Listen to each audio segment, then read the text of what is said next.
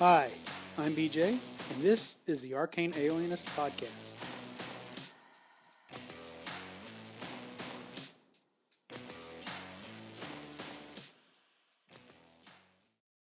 Hi, everybody. Hope you're doing okay out there. Uh, I'm back. I've got the first half. Again, I'm going to play a pre recorded segment where I've done some world building with the Black Sword hack. So, on the previous two episodes, I kind of did an overview of the game. And then I made a character as we're getting into some solo play. But I want to do my world building just for context to kind of fill in the gaps of where this character is and how the world emerges through, again, rolling the dice and filling in the blanks. So we will switch over here in just a second to this is going to be a two-part, I think, two-episode uh, deal going through the world building because I don't want to. It'll get too long if I do it all at once. And I think I've found that the trying to keep it right at around 30 minutes, more or less, is about the sweet spot for uh,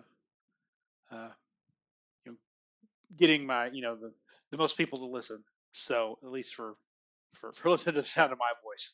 Anyway, all right. So I'm going to switch it over, and here we go with part one of world building with the Black Sword hack.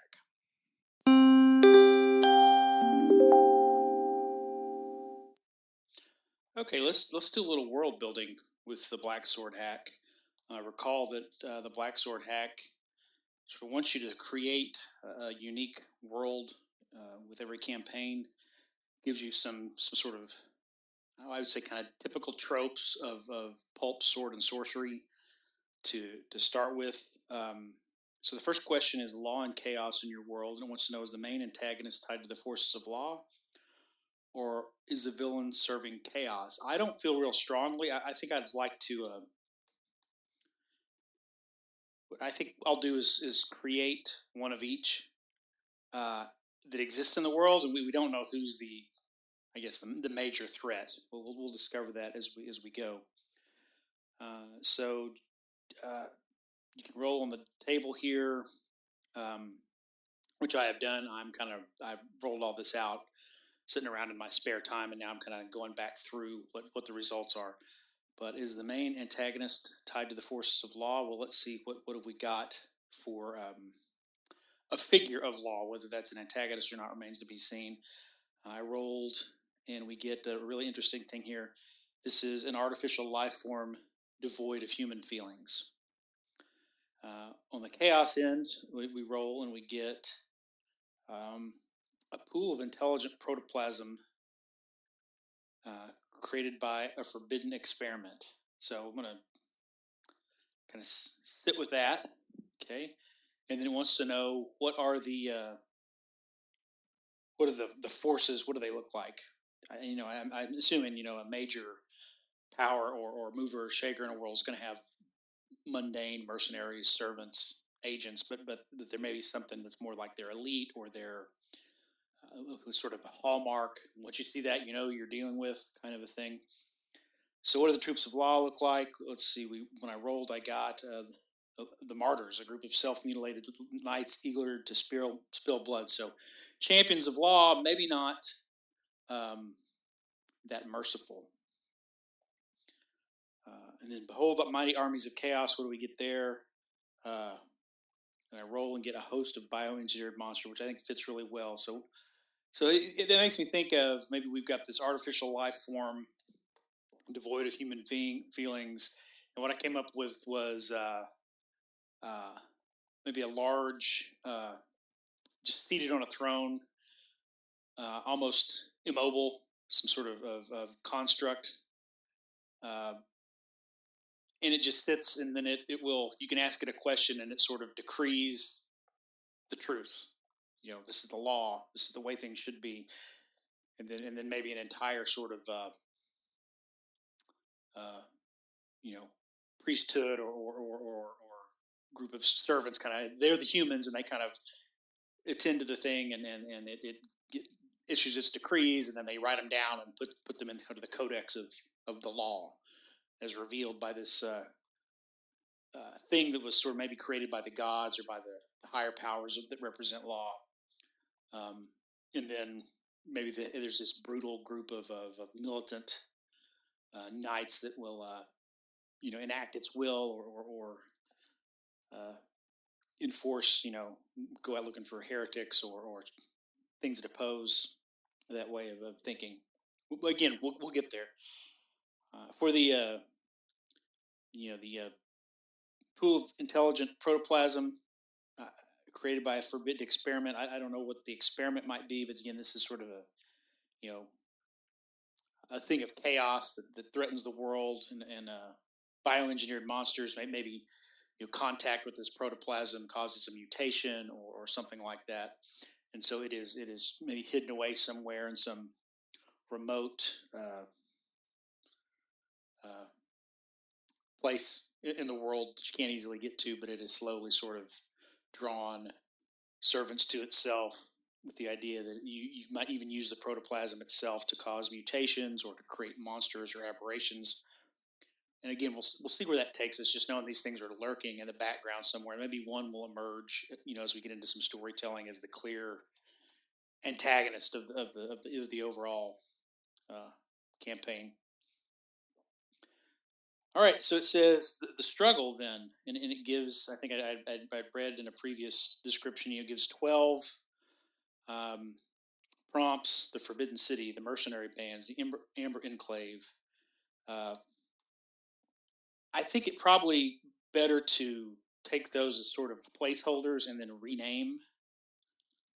uh, rename them to something more idiosyncratic, and maybe in the naming you might deviate a little bit from the prompt, but that's okay. This is all about an exercise in creativity and storytelling.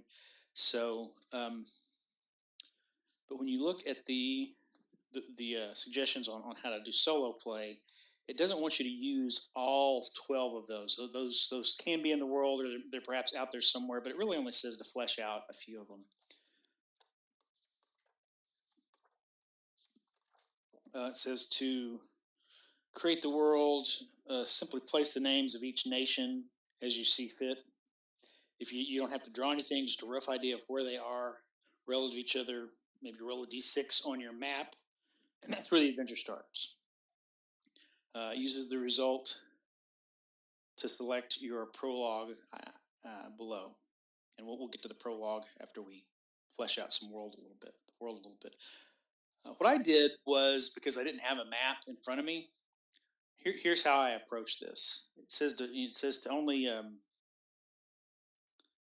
when you get back to the actual section on page 61 of the actual building, it says just really flesh out uh, 5 or 6 of them, and their attitudes towards law and chaos, and maybe where they are, um, in terms of are they a thriving society, a corrupt society, a warmongering society, and there's a table you can roll on to do that.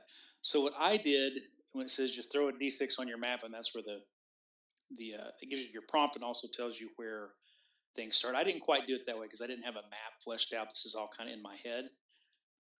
So what I did was I made a listed them 1 to 12, and I just rolled 12-sided die and grabbed 6 of them, and then I wound up pulling in 2 more of them into the mix. Just as I started thinking about kind of what the world would be like, and what I wanted. So what I got was,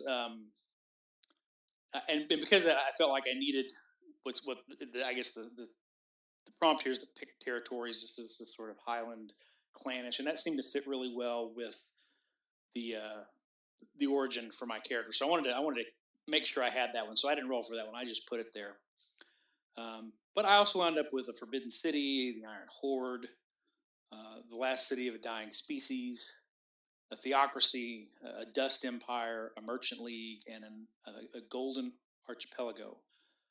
So what I did was I put those again. I kind of created a little table of 8 with those things on it, and I rolled a d8 to figure out where we would start. And what I got was the Merchant League.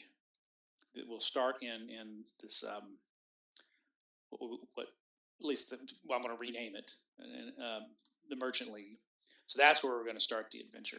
And so I decided to just put that in the center of the world and build out. So I know my character is a barbarian from some sort of highland territory. This is not their homeland, but for some reason this is where the adventure is going to start. All right, and I kind of built out from there. What I did was I took a you know stuck put that on I wrote it on a blank piece of paper, Merchant League, and then I just started using a 12-sided die, like positions on a clock. Uh, what direction do all these lie from the Merchant League? And let me find my notes here. So if you want to picture this in your head, I'm using them like the I started using like the face of a clock with the D12, where 12 o'clock is straight north, 3 o'clock is straight east, 6 o'clock was straight south, and 9 o'clock straight west. And then if 12 is straight north, one is sort of north northeast, two is sort of east northeast, three again due east, and on around. So what I got with this sort of Merchant League in the middle is that actually directly to the north and including to the immediate north, northwest and northeast, so 11, 12, and 1, there was nothing there. So I decided to say maybe there's a big mountain range, and some of these other lands that we haven't gotten to yet might be on the other side of those mountain ranges. But to the I guess we'd say east northeast, or 3 o'clock, that's where the Dust Empire came out. At the lost city of a dying species was due east. Um, the Golden Archipelago is somewhere to the southeast, and I thought, well, an archipelago is a ring of islands. So I'm thinking as you approach, just again, mostly to the north, you got mountains. If you head towards the southeast, there's a coast, and then it leads to the ocean, and then the archipelago is somewhere out in that ocean. To the south, again, nothing, maybe more ocean. Then when you get to the southwest, you hit this theocracy. To the southwest, you have this Forbidden City, and then to the due east is this whatever it was going to be, the Pictish territory where my character is from, and then east. I'm sorry, due west. Southwest is the Forbidden City, west is the Pict, and then the west northwest is this Iron Horde, which is, I think, implied to, so it should be some sort of steppe culture by the prompt. So then I roll. You roll on you've got a table where you roll a d6, and it tells you sort of their political situation and the attitude. So here's where it gets kind of interesting. So lost or forgotten, political situation, lost or forgotten. So they're kind of, I would say, they're sometimes kind of insular. People kind of forgotten they're there. Maybe they've heard about them in legends, or they don't know much about them. So there's got to be something that is going to separate that meaningfully from the rest of the world, right? So lost or forgotten, declining, divided, corrupt, thriving, or warmongering. Interesting. I didn't get anybody rolled as warmongering. I got everything else. I'll go through that in a second. And then the attitude on a D6: allied to law, favorable to law, neutral. 3 is neutral. 4 is also neutral. 5 favorable to chaos. 6 allied with chaos. So what I've got here is I think there's probably some secrets that my character wouldn't know about. So I have to remind myself to be cognizant and say, hey, is this something he would be ignorant of? And if it's in question, to use the oracle that it gives to answer kind of a yes or no question, to sort of make sure that my character doesn't become kind of an omnipotent, knowing what's in all the secret corners of the world, right? So we'll see how well that goes. But what we get, all right. So for the forbidden, and I'll also tell you what I renamed and sort of the idea that sort of comes to me. The Forbidden City is corrupt, and it is allied with chaos. So it has become corrupt. It's a forbidden city, which means you can't just enter there which might explain why it's become corrupted by chaos because there's no transparency to the outside world. Um, and so I thought maybe this is maybe a city where there's a vast knowledge. It's traditionally been kind of a neutral place where by custom and by maybe by necessity. Maybe it's also because it's kind of impregnable. You can't attack it, but it's also sort of a place that's a place for sages and scholars and a repertoire of knowledge. Maybe they guard it. Uh, Traditionally, have guarded that knowledge against the uh, back and forth of the world, the conflict and everything else in the world. Here's a place where we preserve the world's knowledge regardless of what's going on everywhere else. Um, but it's become corrupted. But maybe nobody knows that, right? So I called this Diemer the city of sages. Okay. For the Pictish territories, again, I think I'm in, as we'll see when I start to flesh out my character a little bit. I didn't want to just lift, the Picts from history or from from the version of the Picts that show up in Howard. I want to kind of do them. So I'm kind of still giving it this sort of Gaelic, Scottish, Highland timber with also with a little bit of Norse stuff mixed in there just to stay on theme. But it is supposed to be lost or forgotten.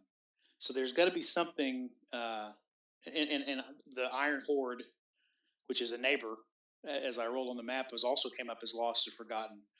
Um, they're both favorable to law. They're not lawful, completely devoted to law, but they are favorable to law. So maybe these are people who are generally adhere to certain traditions, um, are sort of maybe uh, resistant to chaos, don't like chaos, whatever chaos comes to represent as we flesh out the world. But they're not just dyed in the wool, law. Um, so the but they're both lost and forgotten, and they're both kind of in this west northwest region. So there's got to be something that keeps people from going there. Um, so to typically interacting with these groups, and I thought maybe they have contact with each other. I don't know. We'll see. Maybe there's a border territory between the two of them. Um, but I also know it says my character is born on an isle. If you look at sort of Scotland on the map, you see that Scotland itself is the northern half of one large island, very large island of Britain. But then it's got these sort of good sized islands, as you head north that are large enough that there are towns and villages and people can farm there and do agriculture and make a living. Uh, so I called these the Ulber Isles, Ulber, the Ulber Isles, which is going to be this territory. They're lost or forgotten. They're favorable to law, and then neighboring them there to a little bit the north of themselves, there's the endless horizon. This huge, steppes and plains and fields of wild grasses, and that is the home of the Iron Horde, also lost or forgotten and favorable to law. Uh, the lost city of a dying species came up as also lost or forgotten, which is good. It's the last city of a dying species, but came up as lost or forgotten. So if you think about probably where this is being, the inspiration for this would probably be Melnibide in the Elric saga, who's this island stronghold of the Melnibonéans who are in the decadent, you know, they've declined into decadence, and they're powerful and they're amoral and their power is waning in the world as human beings uh, have started to rise. But in this case, it's lost or forgotten. So it's not just that it's out there and then nobody kind of people still steer clear of it. It didn't even have to be good or evil or law or chaos. It did roll up to favorable to chaos, though. So there is this last city of this dying species. I don't know what the species is because we haven't explored it yet. But I called it Lost Ambrava, uh, and it is lost or forgotten. So maybe there are legends of where it is, but nobody knows if these creatures even still live or not, are alive or not. But they are favorable to chaos. Maybe that's why nobody wants to bother to go looking for them, right? The theocracy is divided. It is favorable to law, but it is divided. That tells me there's got to be some sort of schism in whatever religion rules this theocracy that has them divided and has sort of maybe reduced their power, their influence, or their ability to do things. And maybe at one point they were fully aligned with law, but now have shifted to be favorable to law. But there's some sort of schism, and I named this Holy Kadan, and this might be a good place to locate that automaton. Maybe that's the thing. Maybe it's issued a some sort of set of decrees that seem to be irreconcilable with previous decrees, and then now there's a schism on how to handle that. We'll see if we ever get more to that. But I call that place Holy Kidan, Kidahn. Um, then there's a dust empire, which is in decline, as I wrote it, and favorable to chaos. So this is maybe an old empire that is declining. Uh, Dust implies that it must, I think, it's this sort of a desert. But but you know, but maybe we'll come up with another reason for that because when we actually maybe bring it into the narrative, maybe that means something else because we don't want to just lean into the tropes, without changing some stuff. For example, when I saw Land of the Black Pyramids, that implies ancient Egypt, that implies Stygia from Robert Howard. I thought maybe if we pull in the Land of the Black Pyramids here, I'd much rather do more of a South American, a Mesoamerican sort of approach to a pyramid culture, and have it in a jungle, um, or a tropical region, or even just a forest, and something other than just Egyptian pyramids out in the desert. But we didn't roll that one, so we'll see if that one ever comes in. But yeah, same idea with the Empire Dust. The first thing I would think of would be some sort of caliphate, with sort of nomadic people inspired by the Bedouin in northern Africa. But maybe there's some other way we can approach that. But currently it's in decline and it is favorable to chaos. Again, maybe this is the place that maybe wasn't always leaning towards chaos, but as it's declined and its power has waned, maybe chaos is the reason that has happened. The Merchant League, which is at the center, I wrote that as being thriving, which helps. So it is probably the most secure place of the places we've created so far. Maybe other than the Picts and the Iron Horde, who are off doing their own thing, uh, separate from the rest of the world. But right now, this is sort of the center of the world, if not geographically, politically and economically. Um, it is neutral. It is not aligned to law or chaos, and it is thriving at the time being. So I call these the free cities of Ethoria. And I'm thinking, when you say league, I'm thinking a little bit of you've maybe get some city states who share a common culture with a common language. I'm thinking like ancient Greece through the Hellenistic period of Greece, where it's not so much a true nation as it is sort of a league of aligned city states who kind of mutual protection, trade, commerce, um, and so. But anything can happen, right? This may be at the crossroads of the world where things coming in from everywhere else. So uh, good place to find adventure without, but also a good place to find maybe a safe haven, depending on where you go. So that's the Merchant League. And then the Golden Archipelago is also divided. It's neutral, so maybe is it golden because it's wealthy? Is it golden because it's golden beaches? I don't know. We'll see that. We'll get into that if it ever actually comes into play. Um, but I just called it the halo. People are going to call it the halo because it's a ring of islands somewhere to the southeast out in the ocean. Um, I did kind of think of maybe it would be kind of cool if I maybe drew some inspirations from Hawaii. I know Hawaii isn't an archipelago, but it is or is Hawaii an archipelago? It is indeed an archipelago. I forget. An archipelago is just a chain of islands. I was thinking of like a volcanic island. I guess I was putting in a ring, thinking maybe there was a dead volcano that had sunk in the middle and left these islands. So there's maybe a large space in the middle of them, and that's why it's called the halo. But that's still a type of archipelago. So we'll stick with that. Anyway, so those are the eight eight nations or areas. They're not, some of them are nations, some of them are just really locations or regions that I have to work from. All right, there you go. That's part one. Well, I'll be back with the next episode with the second part of that. So I hope you enjoyed it. And once we get through the world building, we'll start a little bit of actual play on an initial adventure for Dolan. So uh, until then, try to stay warm. If you're, as I'm recording this right now, we're getting a major cold front where I'm at. And I know it's cold, at least to most points east of me. So try to get through the winter weather. Uh, in we've got a 3-day weekend. I think the presidential inauguration is on Monday, but that is also Martin Luther King Jr. Day.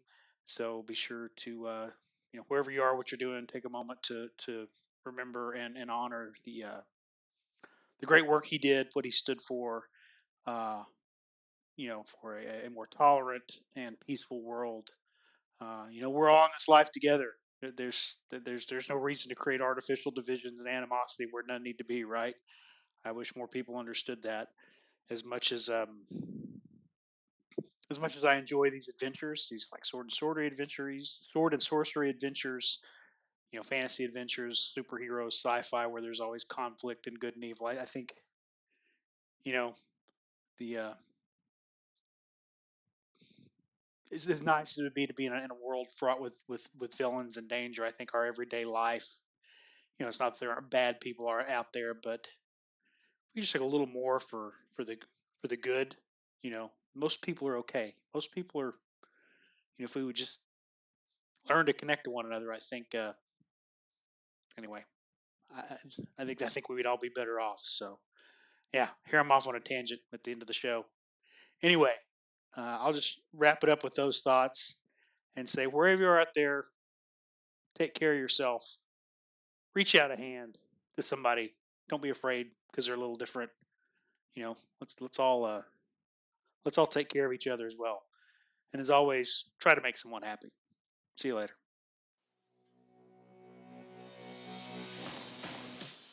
Thanks for listening to the Arcane Alienist podcast. The music you're hearing is Come and Get It by Scott Holmes Music. The cover art is by Dave Bone. Be sure to check out his stuff at ironseer.com.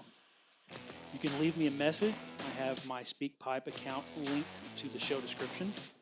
You can also send me an email at arcane.alienist@gmail.com. Just embed a voice memo, or I'll just read the text to your email during a future episode. Once again, thanks so much for listening.